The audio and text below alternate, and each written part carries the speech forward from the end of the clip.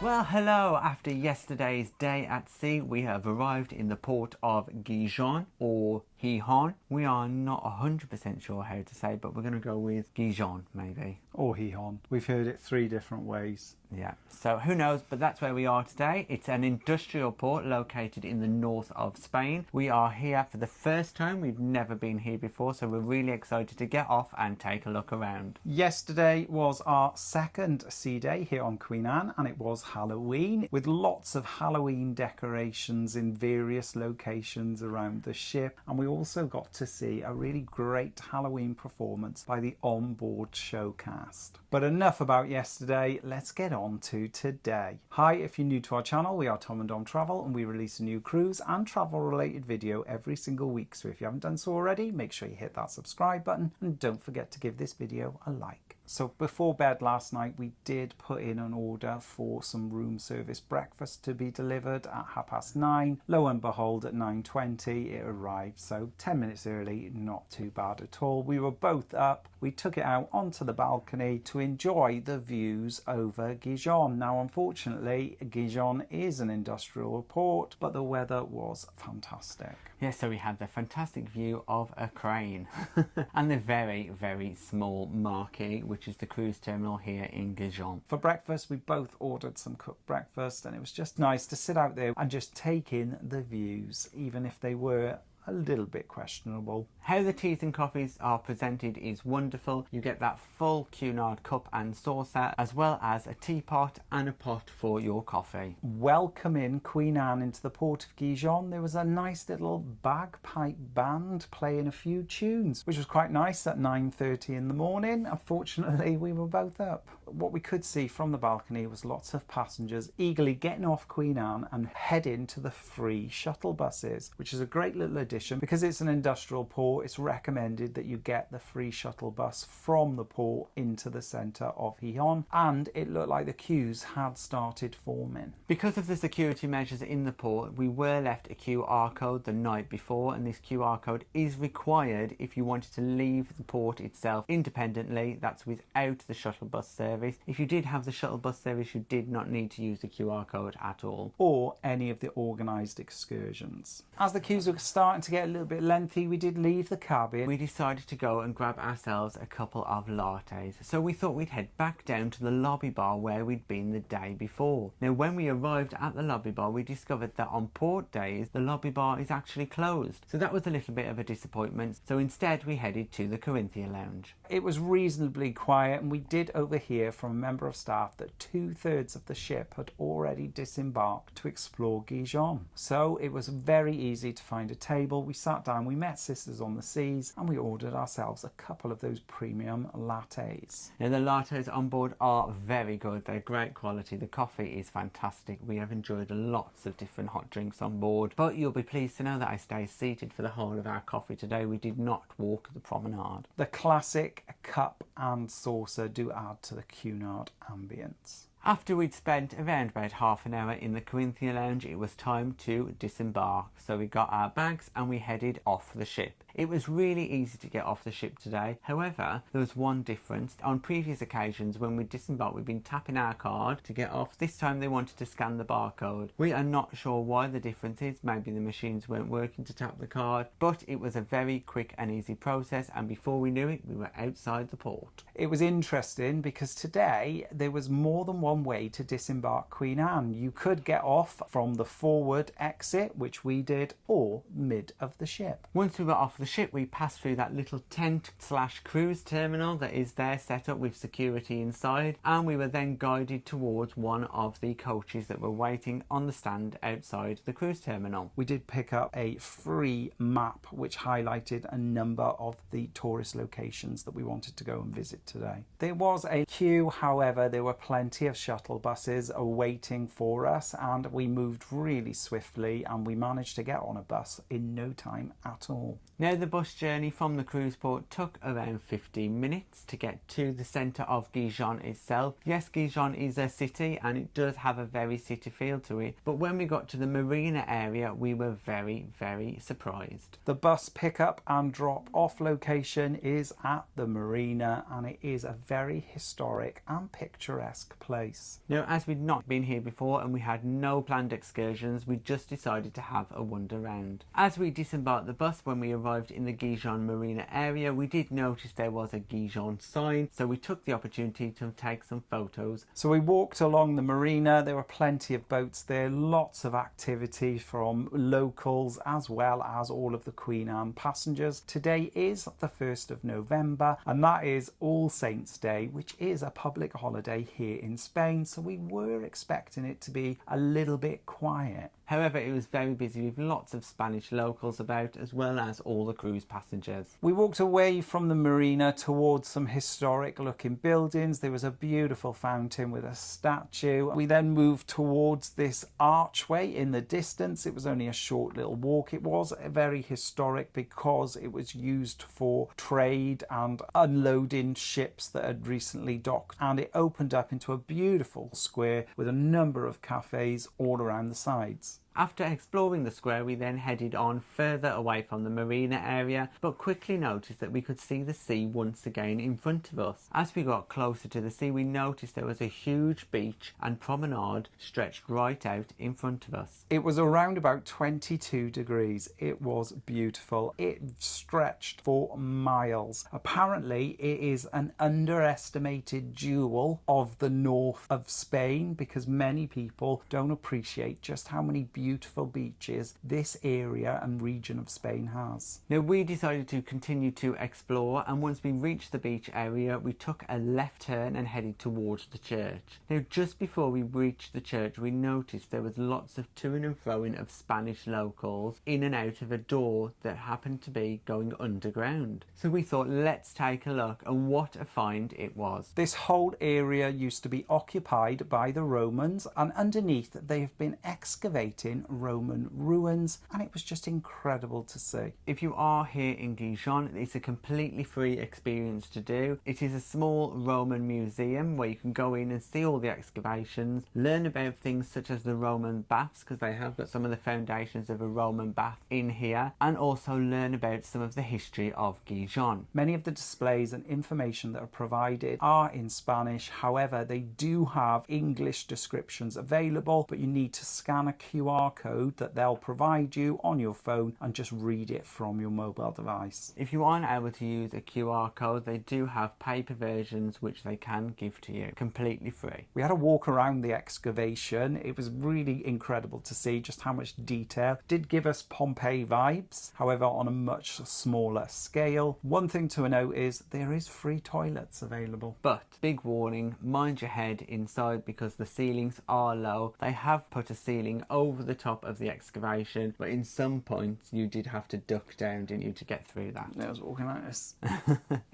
It was very tight in places. We'd say the full visit there took roughly around half an hour, so it's a great way to spend half an hour in port, and it is all on the flat before you need to walk uphill. Why do I say that? Because moving on from the Roman Museum, we decided to head uphill. As we left the Roman excavation, we did walk towards the Church of San Pedro. Unfortunately, we couldn't go in because services were ongoing due to it being All Saints Day. So we decided to continue walking past the church along the shoreline. Now, there were quite a few people along that shoreline who were taking some time to reflect on the day, as it is All Saints Day, and there were a number of flowers and roses floating in the water where we could tell that people had thrown in a rose as a memory of one of the loved ones they had lost. So that was quite a poignant moment. We then headed up into the heart of the historic part of the city, which is called the Quima Villa. As we headed on up from the seafront area, we headed to Laforta, which is a fort which sticks out at the end of the peninsula in Gijon. The walk up was pretty steep, however it was well worth it for the 360-degree views of Gijon and the surrounding areas. At the top there are the remnants of the city's defences. You can tell where they once used to have guns and cannons situated at the top to protect the city. Right at the top was a huge sculpture, and you could see that lots of people were taking photos of them in the middle, and we had to partake as well. Now, this sculpture is designed to amplify the sounds of the sea, so do go and stand near it or inside it where you will be able to hear the sea from below. After taking in the views from the top, we decided to walk back down towards the marina. This time we took a slightly different route. It was a nice,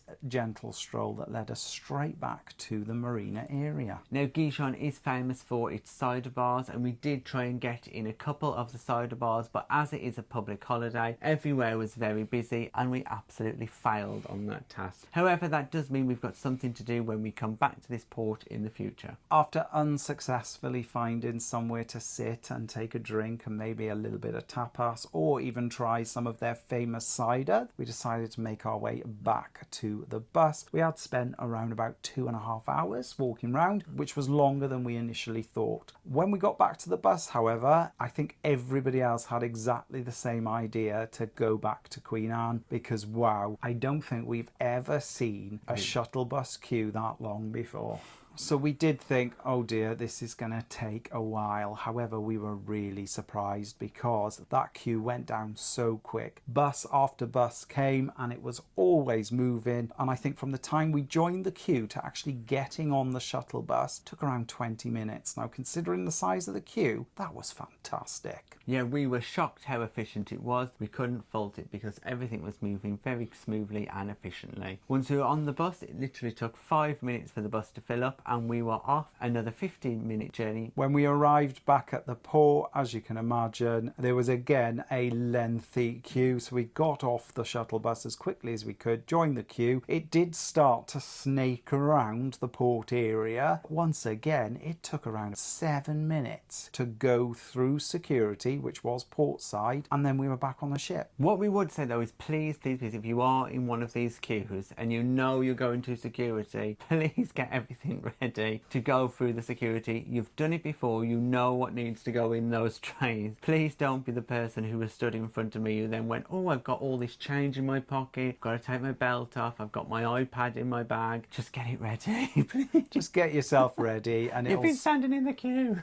Just get yourself ready. It will speed up the process for everybody, and wow, today was it a smooth and slick process to get back on Queen Anne. Once we were back on board Queen Anne, as we hadn't had chance to have anything to eat while we're out and about, we then headed up to the Pavilion to grab some burgers. We did walk past the Corinthia Lounge and spotted a little sign that was quite interesting. Now, when ships are docked in Spain or in Spanish waters, there's an additional 10% tax that cruise lines need to pay, and these are passed on to cruise passengers. So if you buy a drink on board, you also have to pay an additional 10% Spanish VAT. Now, we have never experienced this before, and the reason being is most of the time we've got a drinks package just like we have on Queen Anne, and because we've pre-purchased our drinks outside of Spain, we're exempt from this additional payment. So it is worth bearing in mind, if you are paying on a pay-as-you-go basis, that when in Spain you'll pay the price on the menu plus a 10% Spanish tax plus your 18% service charge, so it does make things quite a bit more expensive. It was around about 2:30 at this point, so it was before afternoon tea in the artisan food hall, so therefore our options were a little bit limited. So we ordered some food, they gave us a buzzer, and it was really beautiful out there, not as busy as I thought it was going to be, and we headed up to the second level and we managed to get a little booth type Why are you saying it like booth. We managed to get a little booth and table overlooking the main pool area. Now, as it was busy at the grill, there was a wait of about 30 minutes. We didn't mind that too much because all the burgers do come out cooked fresh to order. However, I did pop to the Wellness Cafe in that time to see what they had to offer, and I did try some of their grilled chicken, some of their hummus, also some seeds, and some of their cider vinegar oil. It was very tasty. Me and you both tried a bit of that, and we thought the Wellness Cafe is a fantastic option if you're looking for something a bit healthier and looking for an option that is a bit speedier than the grill. It really did impress me. Everything on the plate was delicious, and I would definitely recommend this food venue. Yes, the Wellness Cafe is a little bit hidden on the second floor of the Pavilion, but please do check it out. They have a good menu, but it can be a little bit confusing because there's about 5 steps in the process to order, but one of the team there will explain it to you, and they are happy to give you some advice on items. Service was really quick in terms of drinks. drinks. A waiter came over, took our drink order, and before we knew it, we had some nice cold beverages because, again, the weather was beautiful. Then at this point, our buzzer went off and we collected our burgers from the grill and brought them back upstairs to our little booth. There, I decided to go for the Pavilion burger. Again, the Pavilion burger is basically a cheeseburger with fresh onion, fresh tomato, cheese, and a burger patty. Also, with that, I had some loaded fries. This was once again quite light on the loaded element of the fries, and some onion rings, and the onion rings on board are really good. And I decided to try their buffalo chicken burger with blue cheese. I was a little bit apprehensive because I'm not the biggest lover of blue cheese. Sometimes it'd be a little bit too overpowering. It worked really well with the chicken and it tasted great. To top things off, I did notice there was some brownies in the Wellness Cafe. These are vegan brownies, and let me tell you, they are some of the best tasting brownies I've had. So I grabbed one of those as our dessert, and that finished off our meal lovely. After exploring the port of Gijon, having a great meal in the pavilion, we decided let's go in the pools for a little bit of a swim. So we headed back to our cabin just to put our swim shorts on and then up to the pavilion pool. And yeah, it was a little bit colder than I thought it was going to be and shallower. Yes, the pavilion pool has a gradient depth where the end that is closer to the hot tubs is very shallow, and it does get slightly deeper towards the end of the screen. It is just about deep enough to do some lengths, but it would be a bit of a struggle if you are a little bit taller. The roof was open, the sun was shining, and even though the pools are a little bit heated, it was still very cold. So we didn't stay in it for very long. We got out and got into the large hot tub. They've got one large hot tub and two smaller hot tubs in the pavilion pool area, and that was beautifully warm. Yeah, the small hot tubs are quite cosy and probably can only fit about 3, maybe 4 people in, and then the larger hot tub could probably fit about 6 to 8 people in. We both really enjoyed the experience. We're not really big pool lovers. However, that area of the ship looks so fantastic. We just couldn't help ourselves. After our little dip in the pool and hot tub, we dried ourselves off and headed back to the cabin to watch sail away. As we were on our way back, we did pop in to the laundrette that's available on our deck just to have a look. Yes, the laundrettes here on board Queen Anne are small, but they are also free. So both the washer and the drying facilities are completely complimentary, as well as laundry sheets, which are provided by a dispenser on the wall. There were 4 washers, 4 dryers, and 1 iron and ironing board. We can definitely see on formal nights that may be a bit of a challenge just to have the 1 ironing board, and on the day before disembarkation, I'm sure those washer dryers will be very popular. The vast majority of passenger decks on board do have their own laundrette. Once we were back in our cabin, we headed out onto the balcony to watch some of the sail away. Once again, as all the sail aways have been on Queen Anne on this cruise, it was a fantastic sail away. As we left Gijon, we passed by that fort and peninsula that we had been stood on earlier in the day, as it was easy to spot due to that monument. Then, after spending a little bit of time out on the balcony, we headed back inside where we got ourselves ready for this evening. Over the last few nights, we've been trying the different ways that you can access a table in the Britannia main dining room. Last night we tried the walk-in method where we had no reservation and we just went in to see if they could seat us. That worked out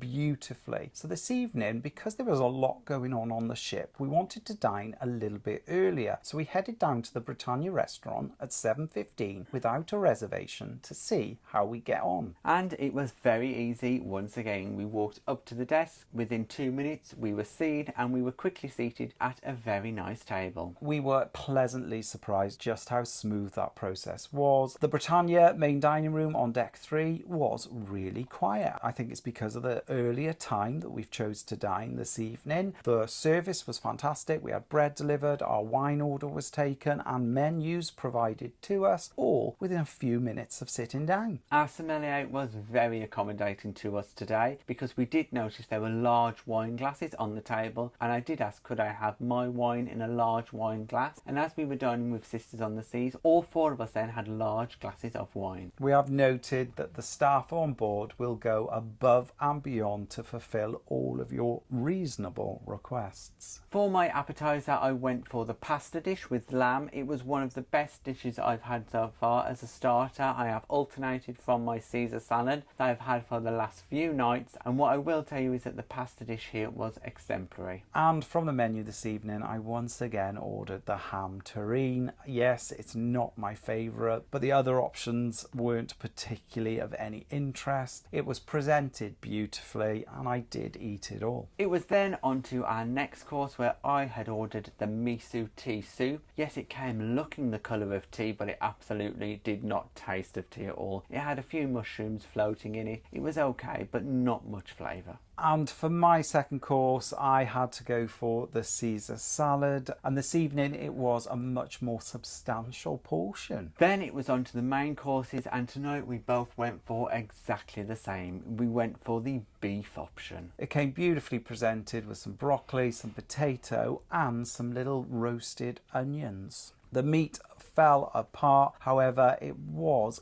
just a little bit too fatty for me, but I did enjoy it. I thought it was also really good. I found it very tasty, but yes, there was a little bit of fat in there, but not a massive problem. Then to finish the meal off, we did have our desserts. Now I went for the chocolate mousse, which came with coconut ice cream. It did remind me of a Bounty, as you can imagine, with coconut and chocolate. Very Bounty-like, but I would absolutely recommend it. For my dessert, I went for the Italian hazelnut cake, and wow, I really enjoyed it. It had plenty of flavour and I cleared my plate. Just before we left, our waiter then did offer us some petit fours, which was once again lovely. And we managed to leave the restaurant at 9:10, which was ideal because this evening there are so many different entertainment activities that we were looking forward to. First up, we wanted to catch the comedian in the Queen's Room, and we thought, brilliant, we've got lots of time, let's head down to the Queen's Room so we can grab ourselves a drink and a seat and relax before the comedian comes on. However, when we arrived there, it was absolutely packed. The Queen's Room was manic. There was not a seat to be had. People were already standing waiting, trying to get to the seats. I think the Queen's Room is a beautiful venue. They have so many options and the entertainment they provide within the Queen's Room is fantastic. But as a result, so many people want to get into the Queen's Room that it does become a problem to get seated in there of an evening. Next time, I'm thinking if there's a popular show on at 9:30 or so, that we'd need to get there at least at 8:30, an hour earlier, to secure a seat in the Queen's Room. Absolutely, about an hour before, because we had to stand up and wait for about 20-25 minutes before a table became free. That table was still right at the back of the Queen's Room, but at least it meant we could sit down, order a drink and watch the comedian. The comedian in the Queen's Room tonight was Jon Courtenay, the winner of Britain's Got Talent. He's a musical comedian, so that means he plays the piano, writes pretty much most of his own songs, as well as tells jokes in between. We really enjoyed his creative performance. The songs that he performed, some of them we had heard before because we've seen him on other ships, but still he was absolutely hilarious and very creative. Definitely worth a watch, and he is very funny, witty, and his chocolate song was superb. Very funny. I wonder why the chocolate song stuck in your mind. After Jon Courtenay's performance, we quickly headed on through to the theatre for tonight's main showcase performance of Let's Dance. The theatre was very busy with lots of passengers wanting to catch the second performance, which is at 10:15. Now, the showcase on board are exceptional. Everything we have seen them do, we have been blown away, and tonight was no different. Yes, it was a mix of modern and classical songs, with definitely a dance theme running throughout, with various different styles of dance on show. It was a full cast production with every single member of the team there. They all danced, including all of the vocalists, which we were really surprised with, because on other cruise lines, vocalists tend not to take part in many of the dance routines. They are a very talented group of individuals. Yeah, we really enjoyed. We loved the colours, the performance, the lighting, everything seemed to work, and we left there thinking this was an exceptional performance. After feeling very entertained in the main theatre with the Let's Dance production, we did try and get into the Golden Lion pub, but wow, was it busy. It has to be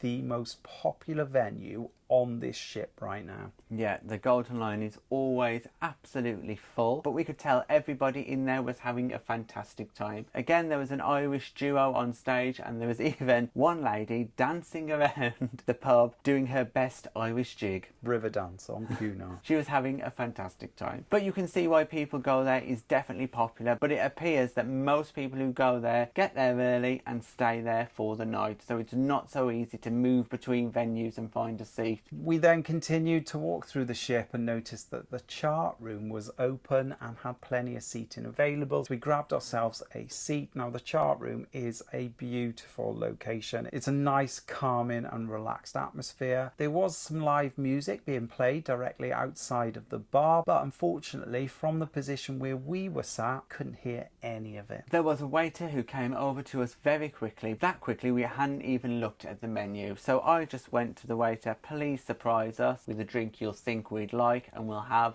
4 of them. Not just for me.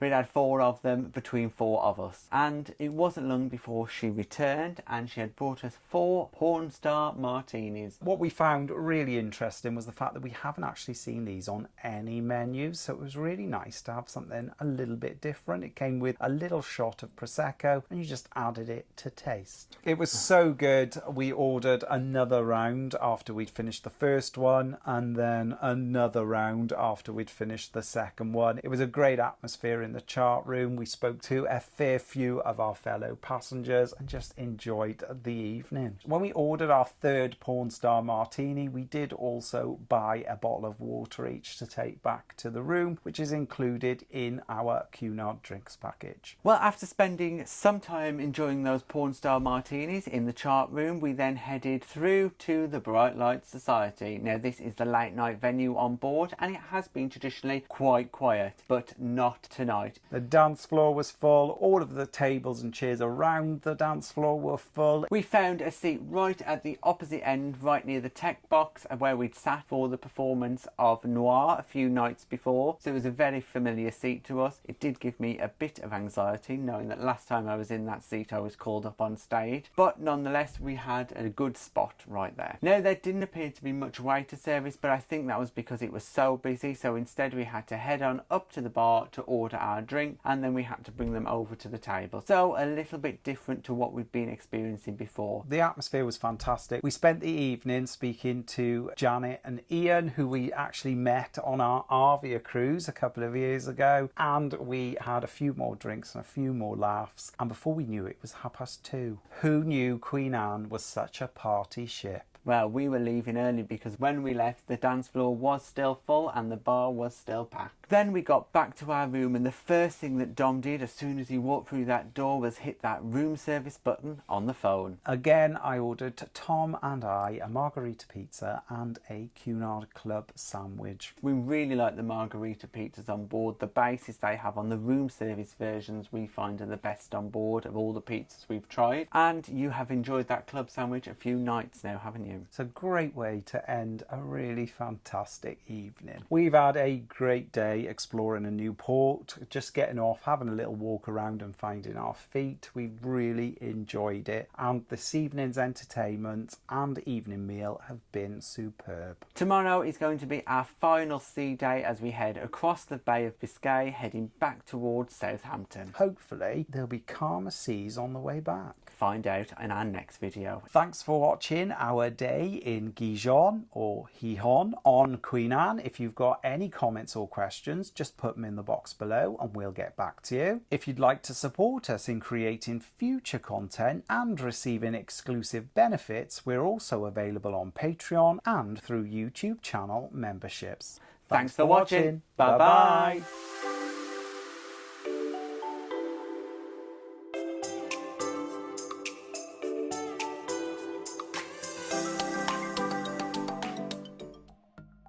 Thanks for watching. We've got lots more content available on our YouTube channel, so press that subscribe button. If you're interested in receiving daily updates, we're available on most social media platforms. Just search for Tom and Dom Travel.